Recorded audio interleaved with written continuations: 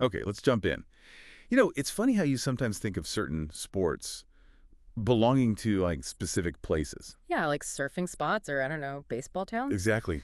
But then a sport just kind of pops up somewhere totally different, somewhere unexpected, and starts doing something pretty incredible. And that's exactly where we're headed today, isn't it? We're doing a deep dive into pickleball, Hmm. making a really surprising and significant appearance in Arusha, in Tanzania. Yeah, Tanzania. We got some notes here, some excerpts detailing a specific initiative. It's all about supporting pickleball there. Right. So our mission today is really to unpack that, Mm. figure out what this effort actually looks like on the ground. Who's behind it? Yeah, who's driving it? And crucially, what kind of impact is it really having in a place like Arusha? Okay, so let's get into the core idea. Yeah. A big part of this whole thing involves some unique merchandise. Yeah. Right.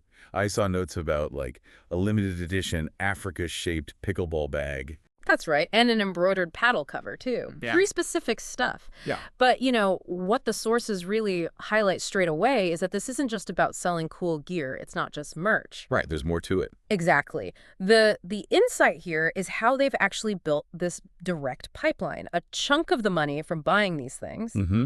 it goes straight to supporting free open play for like over 200 kids in Arusha. Wow. Okay.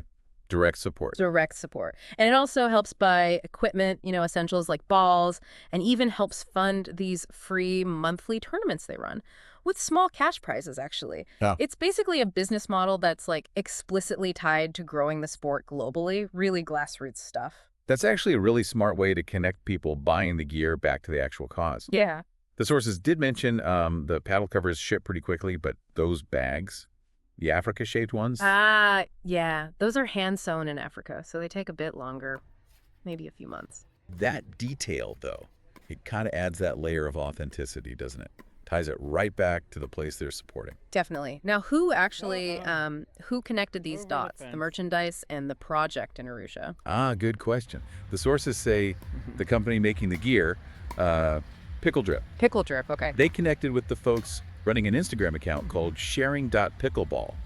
Apparently, they met at a pickleball tournament in the U.S., actually. Makes sense. So a connection made right there inside the pickleball community itself. Yeah, and it sounds like sharing.pickleball, led by a guy named Scott Merritt and his team. Yeah, They're the ones really making it happen on the ground in Tanzania. right. They only introduced pickleball to Arusha last year, Yeah. 2023. Just last year. Wow. And what's really fascinating looking at the source material is their backstory and just how fast they've moved. Right. Well, just 2 years ago, Sharing.Pickleball helped start a tennis program for 200 kids. Okay, so they were already working there. Exactly. Then, incredibly, last year they helped get 3 pickleball courts built in Arusha. 3 courts. 3, apparently the very first ones in that whole region. And they haven't wasted any time. They've already sponsored over 12 tournaments for almost 1,000 participants. Wait, 12 tournaments already? Building courts and running events that fast? Yeah. I mean, that really says something about the energy there Yeah, and the need, probably. it does. And for context for you listening, Arusha isn't some tiny village. It's a major city. It's kind of the gateway for tourists going on safari or climbing Kilimanjaro. Right, I know, Arusha. Yeah. But the key context you pulled from the sources is the economic reality, isn't it? Yes, exactly. Many, many residents there live on very little. We're talking often just a few dollars a day. Just a few dollars. Okay. So when you think about that, providing free access to a sport, building courts, supplying equipment through initiatives like this one we're talking about, Right. it's not just nice. It's profoundly significant. It's huge. Yeah, that changes the perspective completely. The sources also, they touched on this idea of the items, especially the paddle covers, being part of a collectible series. Oh, yeah. Yeah, they mentioned previous themes like China and Mexico. Mm-hmm. They even sort of suggest maybe buying 2, one to use, one to keep as a collectible. Though they're careful, saying it's not investment advice or anything. Yeah, right. And look, while the collectible angle is, interesting, the deeper thing the sources seem to emphasize is really the human connection. This whole initiative, it's about sharing the sport you love with kids in Africa. Kids who might not even own basic stuff like tennis shoes, right? But who are clearly finding so much happiness and community on those new pickleball courts, playing the same game. Okay, so let's pull this all together.